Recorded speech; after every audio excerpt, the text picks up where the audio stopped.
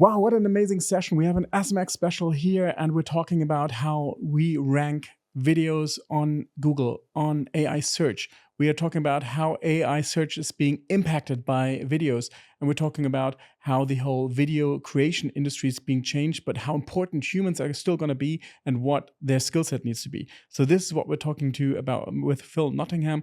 And my name is Timon Hartung, and I'm the founder of Voxo. And this is our show, and we're going to have a lot of fun talking about YouTube videos and AI search. So let's go. Yes. So welcome back to our SMX Advanced Special podcast. Today, we're absolutely thrilled to be joined by a true visionary in the world of video marketing. Our guest has a fascinating journey starting in technical theater and film production. So he's not an online marketer, from the ground up, but he is actually a specialist in the field of video. And that much makes it so much interesting because he has the ability to actually understand how great film is made. And he's consulted on video strategy for some of the biggest brands in the world and globally, and produced content generating millions of views. And he's also a renowned expert in the video SEO industry and YouTube marketing and brand strategy. And he's also the founder of Organic Video, an agency dedicated to helping businesses leverage the power of video for, more views, more conversions. And yeah, he is absolutely brilliant. And I've had the honor of moderating a few times him at SMX. And welcome, Phil Nottingham. Thank you very much for the illustrious introduction, Timon. Of course.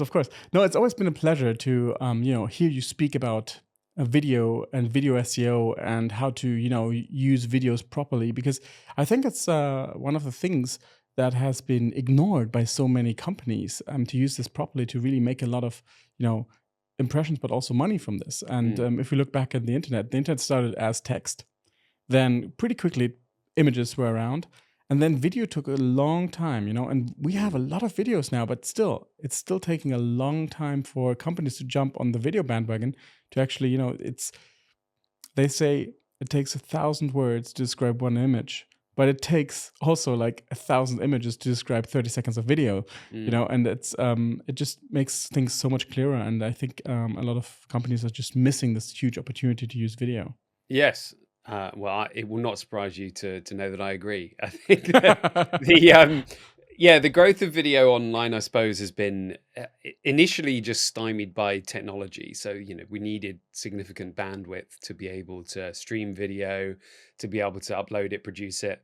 And as the last sort of 15 years, the technology to edit things has improved dramatically. And now in the last year or two, with AI really ramping that up, the level of effort required to produce something is just so much less than it used to be, that it enables the proliferation of content online.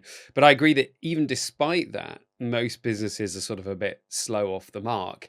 And I think this has to do with more of an emotional thing than a rational thing. So I think it's because when you're writing text or you're doing images or something, it somehow feels less personal. But there's something that's very visceral about making a video that, if it's bad, you kind of feel a level of embarrassment about it, I think. So many businesses are sort of like, well, we have to get this right. If we're going to do video, it has to be good and it has to be perfect. Because if we produce something that's lower quality, it's going to show us up in a bad light. So there's a sort of fear associated with that, whether that's sort of animated things or whether it's, just talking head kind of content.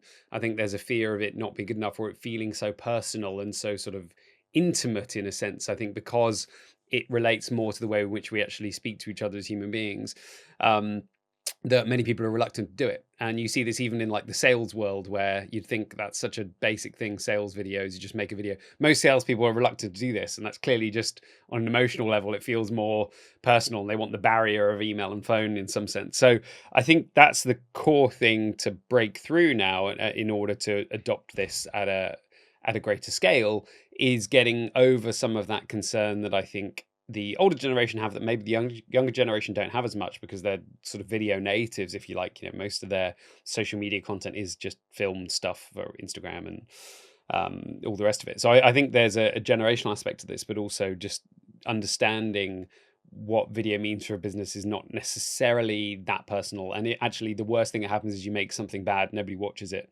rather than it kind of being a big reputational risk. But it takes a sort of mindset shift to get over that. But does it have to be that perfect? I mean, obviously, we all grew up with Hollywood movies, which are pretty much perfect, especially if you go past the 2000s. They've been incredibly made. Um, but does it have to be so perfect for a company? Because I always have the feeling that authenticity beats quality. And I mean, obviously, for a huge company, maybe like Nike or Apple, yes, it has to be perfect. But for smaller companies, I mean, doesn't it? Isn't there also a huge opportunity to just make authentic content? Absolutely. I think the key thing, and particularly in a world of what we're moving towards, of just easy to proliferate, very polished looking AI content, authenticity is all that really matters. So it has to be genuine, authentic, thoughtful, tied to the individuals that are making it, and the businesses, and a sort of true representation of who you are. And that's always going to cut through far better than anything that's just highly polished. So yeah, again, it's getting past that fear of thinking, well, things need to be really good. No, they just need to be honest. And actually, that will get you most of the way. But yeah, again, that's a bit of a mindset shift for many businesses where they think kind of, well, if we're doing something that's for our brand, it needs to be super polished and it needs to be on brand and it needs to have all our colors and our mark. Like all that stuff doesn't matter. The thing that really matters is just the authenticity and the honesty and the fair representation of who you are. Yeah, then we have a really interesting topic now because of the obviously the AI coming in the space, and VO3 making it super easy to make high quality 8-second clips right now. But let's go into the future, 12 months, maybe 18 months, then we'll be able to do 1 minute. And it's going to be incredibly cheap to create amazing videos, which are not going to be indistinguishable from real content. How do you see that developing? I mean, that's do you see like big companies placing bans on AI content, or do you see something else happening? Because at the end of the day, it's going to be everything's going to be possible for the good and the bad. Yeah, I guess I see it as it's like we have a brand new filmic language that's arrived. And in much the same way that CGI sort of changed the game in film, and enabled so much more sort of creative, expansive shots, we're going to have the same sort of thing, but at a much, much greater scale. So now you can just imagine something with a computer and you can build it. You can take something that has a green screen and an individual and you can put them anywhere in the world. So things that would previously have cost millions of dollars to make, you'll be able to just do, which is incredible for like expanding the palette of creative language that filmmakers can use. So I think that's going to be the main big change, and particularly in kind of artistic creative shots, particularly for ads. Like, really the sky's the limit, and you don't need to think necessarily so limited about budgets and what you can shoot. And so I think that's going to be the big change. I think that there's a view that things will be indistinguishable. I'm not entirely convinced by that, because I look back to history, and if we think again of the sort of CGI revolution, I remember when those Star Wars prequels came out and they were like all done with green screens and CGIs, and everyone at the time thought, wow, this looks amazing, it looks so realistic. And you watch them now and they look awful. And this is true, whereas something like Jurassic Park, that relied primarily on big models and sort of real in-camera shooting and things like that, has sort of in a way held up better as bits of film. So I think that what we'll find is that as we start seeing more AI content, our brains and our eyes become a little bit more attuned to seeing what's going on, and I think we'll have a better view on that. So I'm not sure that we won't notice. I think it will just be we kind of become educated and start to understand that filmic language better. But I do think it's also going to, it's going to radically change a huge amount of things. It's going to change the editing workflow. It's going to change the nature of computer generated imagery in a huge way. It will mean like just tweaking things, adjusting stuff that maybe didn't come out that well in camera will be easier. So I'm very positive on it overall. There's obviously some concerns around like, just fabrication, intellectual property theft, stealing different actors' identities, making things that are not accurate for political reasons, etc. But all that's currently happening just with very, very simple filmic techniques, and we aren't that clever. So I'm not sure that AI is going to change the game so much in that regard. I think we're already in that world. But I do think the other thing to flag about AI filmmaking is that it's not going to replace the most sort of common use. So for example, and if you're doing like a product review video or like a lecture or something, or a lot of the stuff that really is the mainstay of content on YouTube for both businesses and creators, like that stuff is not going to be heavily augmented by AI, because AI is never going to improve that content, because what matters, as we were mentioning earlier, is the authenticity. So stuff where authentic, genuine people on camera is a better, more sort of connected experience than AI. I don't think AI is going to really have a huge role, probably in the editing process, maybe a little bit in like polishing and tidying up, but it's not going to, generative AI is not going to be the mainstay of this content. So I don't see the death of cameras. I don't see any of that. I think it's just, we've got a different language that's come into existence very, very quickly, that's going to radically change how we can think about what we can do. And I think ultimately that's very exciting, and it's a great place to be for creatives. It's a worrying place to be for people, because you're going to have to learn new skills. You're going to have to think a bit more creatively. And for brands, I think one of the things you can think about is, if you're creating an ad, the cost of sort of creating new bits of creative, like the marginal cost of a new idea, is going to be much less than it used to be. So what you can do is basically decide to go to market with 5 different executions and test them and see what works, in a way that previously you probably would have had to have just committed to a execution, paid all this money for distribution, then find out it doesn't work. So that allows you to be a lot more, I suppose, data driven, in the sense that you can try stuff out, see what worked. It doesn't work, go back to the drawing board, try new stuff out at a relatively low cost, which means you can try more stuff, and that allows you, in a sense, to be a bit more open in your creative approaches and feel less constrained by risk and cost and limitations. Yeah, I love that. I think that's the biggest chance that we always had in advertising as well, just to be able to test more and also be more crazy. So I think that's one of the really interesting things. Like, it was very difficult to produce a really crazy ad. Now it's really easy, right? To create, like, it's not going to be authentic or real right now, but it's going to be out of this world, right? It's going to be a horse jumping over the moon, spinning into a boat, and then driving away with the guy from Old Spice or something like that. And it's going to be a crazy ad, right? But it's going to be interesting, because they can test, and obviously what they can do as well. And I really think that's also interesting, is you can actually make one ad, which is really good, and then localize it with a few prompts to the specific localities. And I don't mean just language, but I also mean like style. So you can make it look more German, or you can make it look more Mexican, from Mexico, or Latin American style. And I think that's really interesting, because that can make a huge difference in how people perceive the ads as well. And I think there's huge opportunity. But I also read something which is really interesting, that YouTube is demonetizing AI content on the platform. So anything that's created AI is now not being monetized. What do you think about that? I haven't looked into the full details on this yet, but I suspect what they're trying to do is reduce sort of low quality stuff. Yeah. And there's a lot of it about. So I think that it's not going to be a blunt instrument that means that anything created with AI as a bit of the technology that's used to build the video means that it's no longer valuable. What they're trying to do is just get rid of stuff that's really low grade, easy to churn out rubbish. So, but that doesn't mean that you can't use AI creatively and thoughtfully, and you still should. And when you're doing that, it's not going to trigger those algorithmic parts, because Google doesn't know and it can't know. So it's really about trying to reduce spam and low quality stuff. So that's really what's going on there, and it's part of that continuation of things they've been doing for a long time. So I don't see that as a radical change. But if you're using AI to create great, really interesting, fun, creative films, there's loads of that on YouTube, and it's doing very well. So I think that there may be some things caught in the crossfire there, but I'm sure that over time this will all even out and be. I'm confident they will find a way to deal with that rationally. Oh yeah, they have to. I mean, I think it's always a good sign when they put something up like that. It's more like a stop sign to prevent more spam flooding the platform, because the problem obviously is I can't remember the number right now, but it's millions of videos are uploaded every minute. And if you can reduce the ones you don't want to show, and it's the same for Google, for SEO, they do a lot of this as well. So they try to stop, garbage content flooding the internet.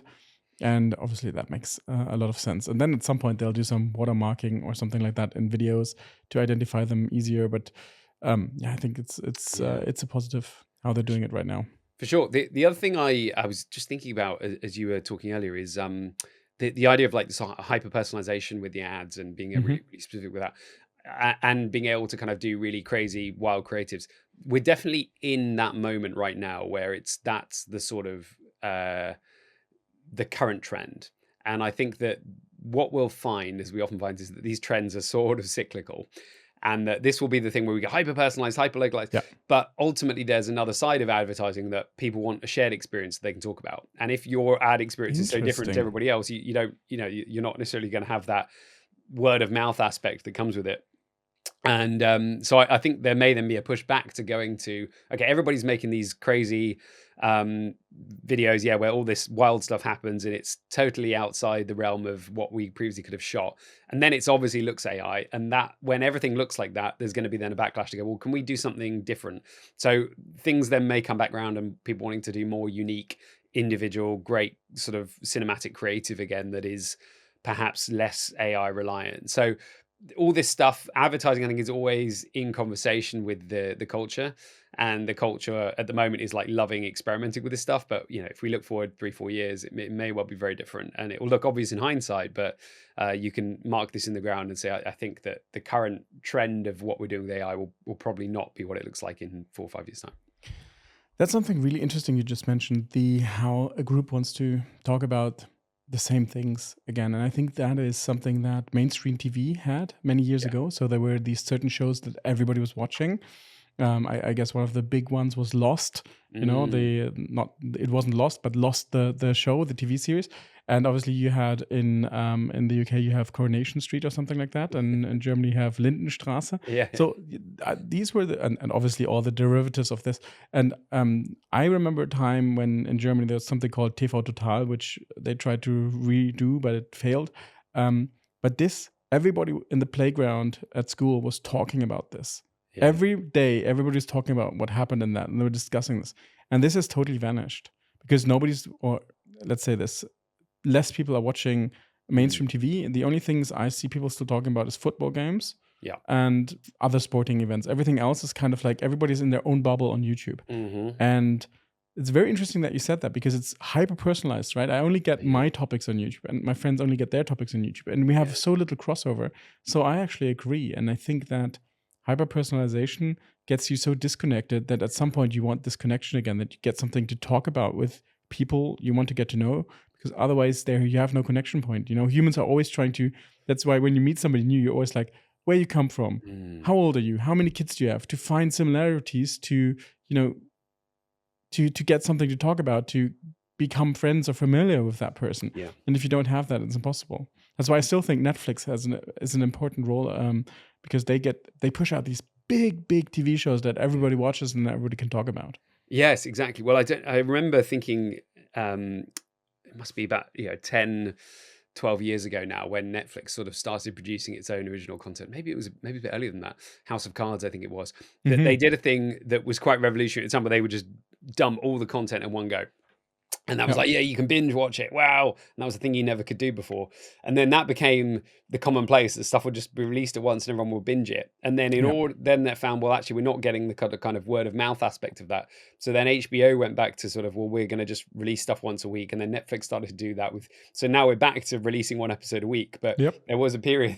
So there's definitely that aspect of like trying to build that conversation. And like you said, sports, politics now are the kind of the conversational markers, and then there's a few series that break through that have that kind of level of sort of cultural zeitgeist. But it's it's a funny old world where that has definitely changed, and YouTube has changed that to make things more personalized, and everybody's kind of just doing their own thing and having their own combination of stuff that they watch that maybe they don't talk to each other as much about.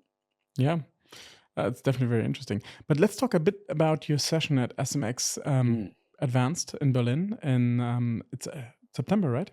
Yes. So this is going to be a really interesting session. You're going to talking about using AI generated videos for ad campaigns, and without spoiling too much, tell us a bit what the session is going to be about and what's happening in that space, because I think I mean, I see one vision how ads are going to change, like the whole ad space is going to change with AI. That at the end of the day, and Mark Zuckerberg has said this, we basically just have to give Facebook our URL, and they will create everything else and just optimize it until we're making money. Yeah. Which sounds like a dream, but yeah. Yeah, exactly. Well, I mean, there's two things. Firstly, I think there's no risk of me giving it away because things are changing so fast in the world of AI generated video that I'm probably going to have to replan the talk and everything next month and the month after. Yeah. I mean, I did an AI generated ad campaign, a few months ago that now at the time I was like, this is really cutting edge. It now looks horribly out of date. And the actual AI models, and you watch the video now and you're like, okay, but AI, that looks really old fashioned, which is so funny just because the models are changing so fast. And that was before VO3 and it was done with mostly Mid-Journey and things. So it's a wild place where the assumptions are being broken down every month and you're having to rethink stuff. So yeah, I'm going to kind of go through the way to think about this, the great tools to use at the moment, how to sort of structure and plan out an AI campaign, how to do kind of multiple assets and think about this creatively. So that's going to be kind of the overall approach of the session. I'm going to talk through some examples that I've worked on, look at where AI works, where AI maybe isn't the right tool, and try to sort of break down off of some practical advice for getting started for someone who maybe hasn't done an AI generated video ad campaign yet. In terms of Mark Zuckerberg, I actually think I can see why he has that vision. I think it's slightly wrong, and I think that they will discover that they need to think slightly differently because, I mean, I have a philosophical view on this, which is that if you think about what art is, it's the sort of to get a little bit too academic on this, it's the selective recreation of reality according to an artist's metaphysical value judgments. What does that mean? It's like a vision of the world made by the artist. And what you need for that is firstly the selective recreation. So choosing what to be in, tidying things up, rebuilding it. AI is great at that. AI does selective recreation. That's what it does. It takes all the stuff it has, boom, boom, boom, boom, on the web, and it kind of rebuilds something on that basis based on a prompt. What it needs is the value judgment. And the value judgment is taste. It's a view, it's a vision, it's a perspective. And AI can't have that because it doesn't have senses. It doesn't have experience in the world. It doesn't have, it's not able to kind of be in existence the same way we are. It's not living. And because of that, it doesn't have a kind of a value judgment. It doesn't have values in the same way. And you need that experience. You need senses in order to form aesthetic taste. Basically, aesthetic ties to the senses. You need the experience to have a taste, and you need the cognitive aspect that goes along with that. So where I think what will happen is in that world of Facebook where you just upload, you just say, hey, here's my goal and my ad, go and build the thing. It's going to come up with something that it's going to make for everybody, and stuff starts to look really generic and similar. And at that point, what you really need is great creative vision that can do something a bit different, that requires a human brain, it requires taste, it requires creative direction. So I think that we're going to find that creative directors and creative strategists are more valuable than ever rather than less valuable. So I don't see a world in which the AIs and Facebook and all the rest are able to automate the full creative process. Now, of course, I would say that because I am a part of my role, the creative director. But I do think that we're going to find that you can't automate an AI your way to amazing experiences, because ultimately great creative experiences are about connecting people to people. And you need that creative vision, the selective judgment that's going to be an important part of good creative execution going forward. Yeah, I see the same. So I think like when I look at AI, what I see AI being really good at is creating when you have something really mediocre or bad, to create it to a good normal, right? So you have this bell curve, right? Where here you have excellence and here you have really bad quality. AI always gets it to the middle, like really good middle. Yeah. And I think Disney will be absolutely amazed how, if they put all their scripts into, except for a few exceptions, into the AI, they'll be able to churn out the most amazing variations of the same script over and over again. And I think Michael Bay will also be very impressed how he can create a action movie for each facet that has not been created yet. But otherwise, if you look at Christopher Nolan, who's been creating like the movies Interstellar and also some other fascinating movies like what's called Inception, right? this, I do not see AI creating any sort of this, because this is just so crazy and genius. And I agree. It's always been something that really popped off in the internet, in marketing or in movies or in creativity. It was always something that had not been imagined before. And I do not see AI imagining things that have not been there before. This might come, but I don't see it in the creative sense. I see it more like in a scientific sense, that the AI will be the first to try so many combinations to find a medicine that has not been tested before and be able to, save a lot of lives. But in the creative process, I still think humans are really interesting. But yeah, AI is just amazing at recreating and recombinating. That's true. So that's where it is at right now. I do think that AI will get to the point of making things that are exceptional. But here's the kicker. It's going to take human beings to recognize what is exceptional and what isn't. And the AI is not going to have that judgment. So it's a case of I've noticed this with some of my processes. You'll spend ages refining prompts, you'll tweak stuff. And sometimes the AI will produce an absolute gem and you're like, wow, it's got it. Yeah. There's something amazing that's come here. But it takes you as the sort of the conductor of this AI, in a sense, to be able to go, yes, that's the bit I want. That's the thing I want. So you have to be like, it's about being really picky and very focused and very like decisive, I think, as a creative, when you're working with AI, to know what it is you're looking for and to sort of see it, to get it when you see it. And AI doesn't have that judgment. It's not able to say this thing that I made here is better than this thing that I made here. It's probably just, it's reacting and coming up with stuff. So the thing to find that brilliance is always the human judgment. But the AI is I don't know if you play with Suno, but I love it. It's really fun. Not yet. It's a copyright nightmare and there's a lot of legal issues with it, but it's an AI song generator. And sometimes the melodies that it comes out with are amazing. And I will be humming along the next day to a song that I just made with AI the previous day and nobody else has ever heard. And you think that's really cool. And it's amazing to see where that's going to go next. But, there's also a lot of concerns about that, I think, justifiably so, and how that kind of impacts the sort of creative licensing and the sort of legal aspect of other people's content, because it is just trained on the sort of corpus of music that's out there in the world. But what it comes up with is really quite amazing. And I'm sure songwriters will start using this going forward to like just road test ideas. I've got a little bit here that I need something better for, give me a bunch of options. So it's always about that, like, give me options is, I think, what the way to think about AI, and then it will come with you the options, and then you have to be decisive in picking it. And I think as we go forward, it's going to be amazing at doing stuff that like is groundbreaking, but it's going to take us to recognize what is and isn't really good. Yeah, talking about the recognition, I think that's a really important aspect. Thinking about being media competent, right? And I think that's the skill that the next generation really needs, is not per se being able to, in a camera perspective, be the best cameraman or be the best sound technician, but to be able to understand, is this real or is this not real, or is this exceptional or not exceptional? So I think like being able to, and this is a skill we all developed using the internet. We're all really good at 10 blue links, clicking on them and then deciding, this is relevant, this is not relevant. We're really fast researchers, right? Everybody's this is not interesting, bam, bam, bam, gone. Now with AI, you get one answer, and now you have to decide, is this true or not true? And hallucinations are, well, in video, they're not such a big problem because you see it directly, but in information, they are a big problem because the information is 90% correct, but the last 10% are not correct. And I did a podcast about this last week. So it's just a very simple example. I tried to reset an iPad, right? Just to totally recover it. And I gave the AI, and I did it with ChatGPT and Gemini, I gave them both the specific model number and everything, and year and everything.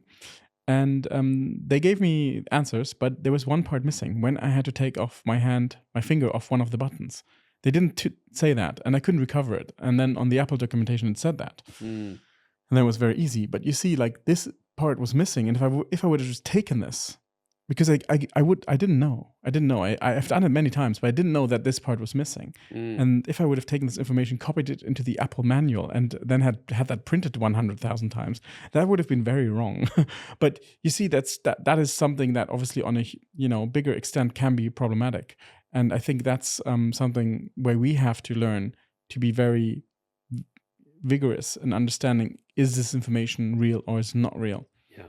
And I think that's the next skill. So the same as you said, like seeing, is that something exceptional or not?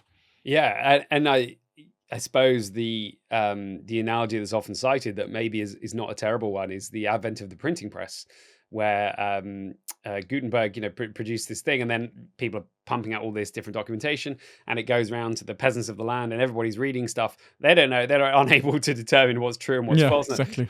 So we're in this kind of world again. Now we've heightened ourselves to be able to say, you get a blog post that you clearly have identified this feels spammy, but that took a long time for us to sort of culturally build an understanding. I say a long time, like 20 years, but which in the grand scheme of things is not a long time. But we'll find the same thing comes on with AI, where we just need to become literate, essentially, and it's going to Yeah. be a big cultural challenge, I think, to understand that, like you say. But and I don't know how it's going to manifest, and I don't know. I do worry that what we found with AI so far is that what we seem to do is just assume what's true based on our own prior assumptions, and we're not very good at actually being objective. And I think most people don't understand what that means as a process, and that's a cultural problem as much as anything. But yeah, it's a big concern. And the iPad example is obviously pretty innocuous, because you found out. But what if people are getting bad advice on taking medicine, or all this stuff? Exactly.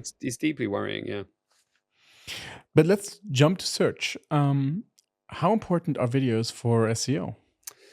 Very important, because for a huge number of queries, the only thing that's going to rank is video. So if you're not making a video, you ain't ranking.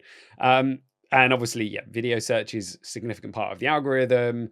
YouTube is just getting bigger and bigger. The way in which Google serve YouTube videos across multiple different queries. I mean, the way I've thought about it recently, or tried to break this down, is okay. So there's something like 14 billion searches on Google every day, and about 1 billion on YouTube. Okay, so you might say, well, YouTube is maybe 14th the size of Google, which feels kind of maybe to our gut about right. But then you've got to think of, hold on, there's a whole bunch of what's the most searched for thing on Google is YouTube, and then there's a whole bunch of queries that actually are just delivering YouTube results pretty much, or certainly the first 10 are all like YouTube results. So at which point you go, well, maybe YouTube is at that level, it's like, okay, well, YouTube is like a third of the size of Google. But then you remember that YouTube has a discovery mechanism outside of search with just subscriber feeds and the sidebar and all the sort of the homepage stuff. So when you include all the views that are captured by that, you find that YouTube itself, this is only the biggest video platform, only one of them, might drive half as much influence as Google. And then if we think about, okay, well, then there's also TikTok, and there's Facebook, and there's just videos on your website, and there's a whole bunch of other channels. You can start to see that video as a media platform, as a type, might have as much engagement on it as text and images. So if you're actually only doing text image stuff, you might be cutting off about half of your potential reach. So it's enormous, and it's sort of striking to what I was saying at the beginning of the conversation, that many businesses are still not doing it, largely out of fear, largely out of just not really knowing what to do, because it's a huge amount of money and influence and reach that they're leaving on the table as a consequence. Yeah, I absolutely agree. I always think it's fascinating that it is talked about, but not as much. Like, everybody understands Google is important. Now everybody's talking about AI is coming, AI is coming. But if you look at number 2 in the searches, it's YouTube. YouTube is the second biggest search engine globally. And everyone's worried about ChatGPT. Nobody's messing around with YouTube. I know. Yeah, exactly. It's because people don't want to do hard things, and video is hard and it takes time. Whereas if you can just think you can tweak a few bits of metadata, and then you're going to be ranking and get all the good stuff, it's an easier answer. Exactly. Yeah. So that is actually something that is hard to rank on YouTube, like being recommended on YouTube. And what do you think is like the most important things to do to be ranking well on YouTube? I guess there's 3 core things. One is make sure that you are optimizing your video metadata for the topics that you want to be visible for. So that means essentially doing a bit of research to start with, to work out where the actual demand is on YouTube. And I've got a methodology for this, which I sort of shared at a conference a few months ago at SEO Week in New York. for finding the median monthly view velocity for a given topic on YouTube. And this is far more important than keyword volume, which isn't really a thing on YouTube. So if you go and get the data on like what's the average number of views that a video on a given topic gets, and then compare that across the board, you're going to be able to then choose the topics that you want to optimize for and you're making content for. So that's number one, is just like find out where the demand is and meet that demand. The other thing is start to think about the 4 S's. So there's subscribers, there's suggested videos, there's search, and then there's shorts. And those are kind of 4 areas in YouTube that you need to be getting views from. So you can if you get the topics right, you'll get the search aspect. You then need to have really good titles and thumbnails to get the suggested aspect. You have to have a format that's repeatable and is going to encourage subscribers to come back because they're going to want more of the same kind of content. So make sure that you've got that kind of level of focus and positioning to you're optimizing for that. And then make sure that you're also using those longer form videos to create shorts. So those are kind of how you generally get views and how you get ranking on YouTube. The other kind of key metrics to care about optimizing for are impression click-through rate. And that is essentially the metric that tells you when somebody sees your thumbnail and title, how often they click it, and you want to make sure that's as high as possible. As a very, very rough benchmark, 4% and above is where you want to be getting. Higher for some queries, but anything lower than that is probably very low. And then retention. So are people sticking around and watching, or are they in the graph? Are they quickly dipping away? And there's no way you can fix videos that have low retention. So you have to make sure that you're, doing good editing, good creative, making sure that the video is really exciting to start with in order to capture people's attention and keep them coming back.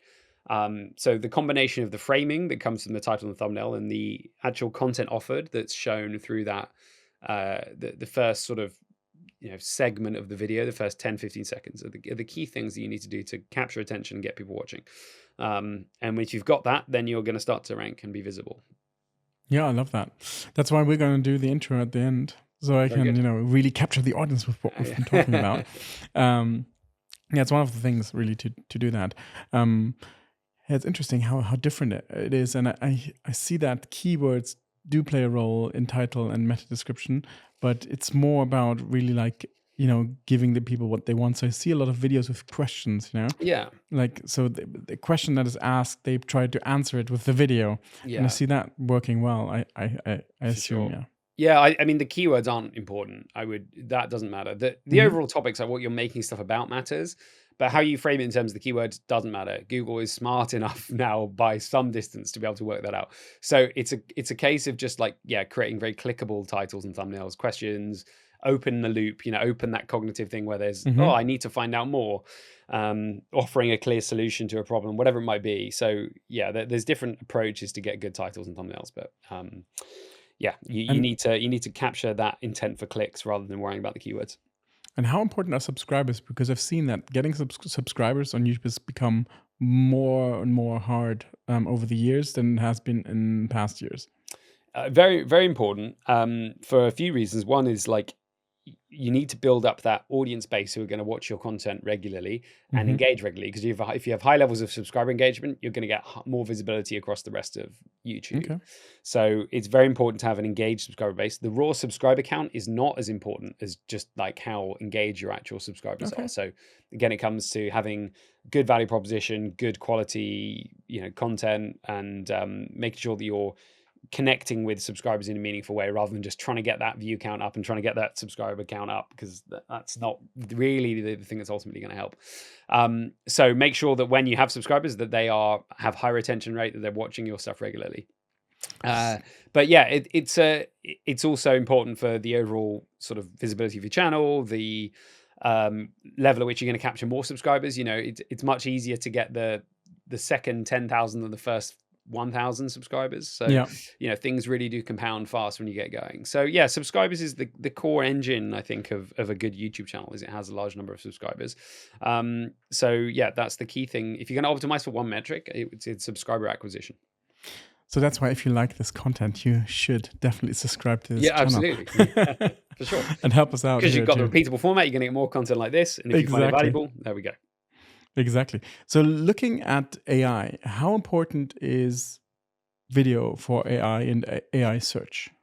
It is important because particularly YouTube in this regard, both ChatGPT and Gemini and all these others and Claude are using YouTube as a source to get information. So if you want them to include your information in all the results, you kind of need to be visible on YouTube with that information so they can find it. So video is important in that it's used a lot to determine the results for AI overviews, for results, and therefore it needs to be visible. It'll be, I'm sure, in the fullness of time that will apply to videos on your website as well. Just using schema, there will be the ability to crawl and find that content. So yeah, it's a huge part of the equation. And if you want to be sort of owning the mind share, you need to be providing the data that goes into the AI. So yeah, that means creating videos and distributing largely on YouTube. Yeah, I see that as well. Like, I feel that the AI is pulling the transcripts from YouTube and just, ingesting them and then just, learning through videos a lot. Yep. Yeah, no doubt. And there will come a time, and we're not yet there yet, but we are certainly going to be at the point soon, I imagine, where the AI will cut up segments of videos. So if you could say to Gemini or whomever else, all right, I want I've got a bunch of problems with my iPad, to use your example. Yeah. Cut me all the best, give me a quick segment of all the best videos that have details on how to fix this, and it will composite you a video that is little clips from all these other videos that brings together how to do it. So again, it's that sort of way that it's using text now to amalgamate answers. It could easily do that with video. It could easily take all those things and then create a video on the fly that was a mix of all the stuff that's on this subject that tells you how to do it. And I don't see why we won't be in that world soon, because it's at the moment the barrier to doing that is simply a processing power and just scalability issue. But it can do it. So a world in which an AI generated video is the answer to a query, we're not far away from that at all. And it could even be a place where nobody's made a video on a given query that you have, and the AI goes and makes one for you. Oh man, I love which that. Would be amazing, but it'll also be very disruptive. Yeah, I haven't thought about that, but that's amazing. That's like it is right now. They're cutting up different content from text and showing that to us and not referencing any web pages. And they can do that the same with video, not referencing any original content. Which is, I mean, they will have to solve that problem as well at some point, and they will, I'm sure. There's going to be a giving back part to video creators and giving back to text creators. Yeah. But I love that idea. And there's a world in which, that might not happen for a while, because obviously if they start putting that out there and the content that's offered is the AI stuff is hallucinating, is very bad, I think the pushback would be so severe for both from users and creators that, it just won't be a well-used and liked feature. But assuming it works at scale, I can very much see that for certain queries being actually a really good result. So yeah. I agree. One last question to the AI topic. How important do you think is the authenticity or authority based on the videos? Because so you're pushing out as a business, you're pushing out content, right? And then you're backing up this content with videos, maybe even first-hand videos. Do you think the AI is already that far that they're saying, hey, wow, they've created a real video about this topic. They must really know what they're talking about. So the authority basically rises and thus the rankings rise. Yeah, I think there's a world in which sort of the EEAT framework applies to video as well, for sure. And that manifests in a bunch of different directions on YouTube and the way in which Google are thinking about stuff more broadly. So if a website itself has clear authority and authenticity and it's producing videos, that might mean that they're going to rank it for certain queries. The same thing with the YouTube channel, they can clearly tie to an organization and say, well, this organization has this YouTube channel, they're making stuff on this subject, we should probably put them out there. There's certain ways in which YouTube channels have verification in like the healthcare space to be an authority. So for sure, that level of authenticity and just the quality that you're putting out there is going to help the visibility. So that means you need to be creating stuff regularly. It needs to be high quality, it needs to be authoritative.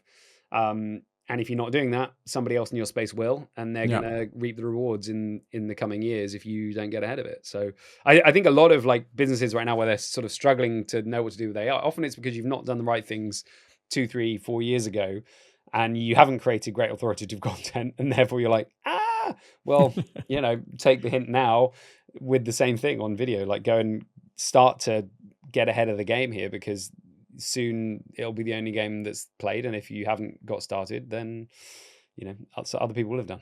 I agree. So before we wrap up and jump into the rapid fire questions, I have one question that Mm. is important.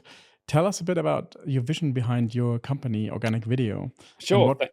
what problem you're aiming to solve in the video marketing space. Yeah, thank you for asking. So yeah, we're organic video, and we solve the problem of organic video. So essentially, we do services.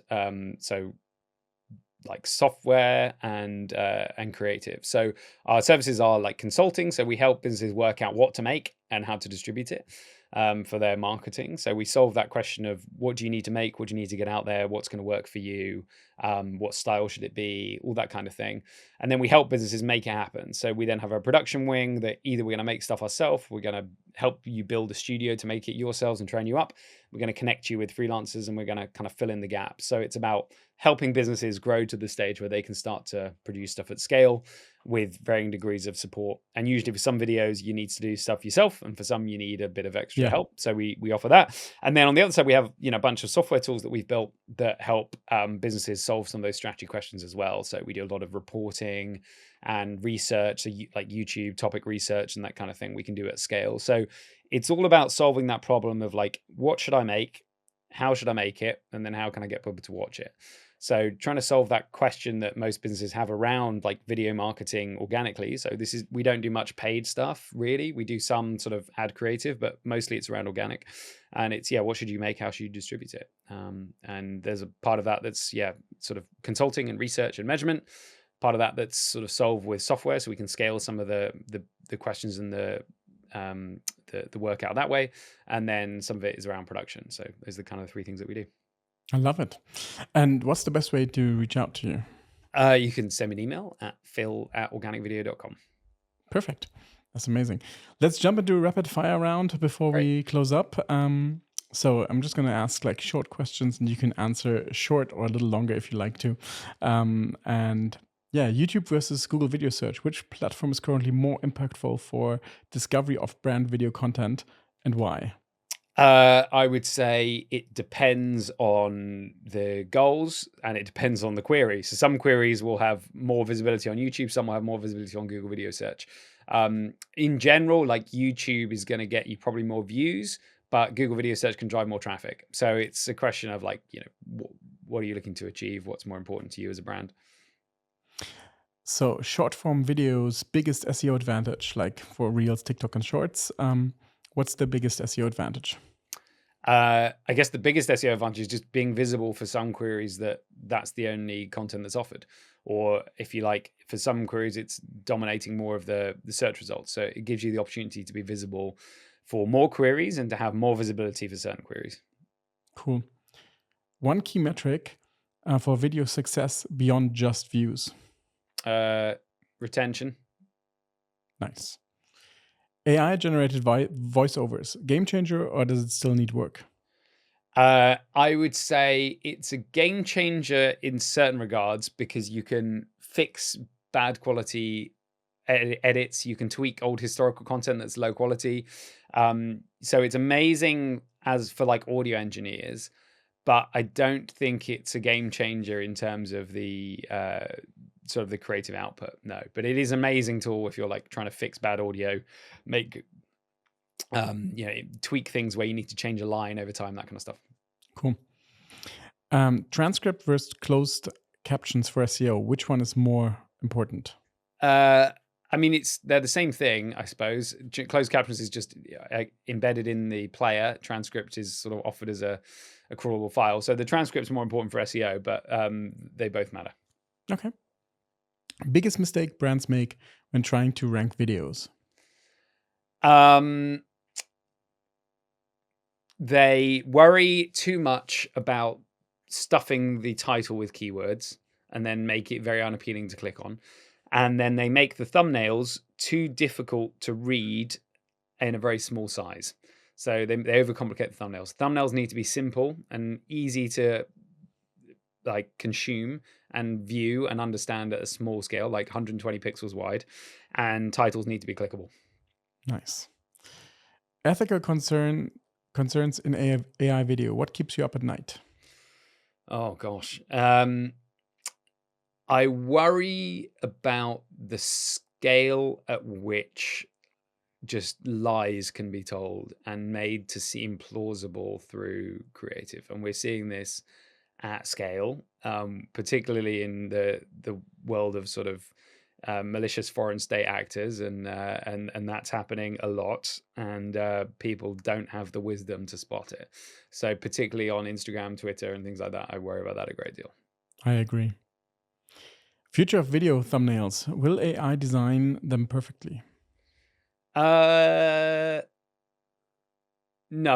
it will design them probably quite well, but you'll need like a great designer to have that decisive vision of what you need to get out of it. So AI will probably get you 80% of the way there, and then you need a good, decisive, thoughtful designer to make something that stands out. The challenge with thumbnails, of course, is that when everybody's doing the same thing, something that's a bit different stands out. So it's always a game that you're kind of speaking to the wider culture and design trends in general. I mean, that's true for all brand and product design, and UI design, is that when everybody's doing the same thing, things shift and you kind of do something else. It's how design, language, and communication evolves.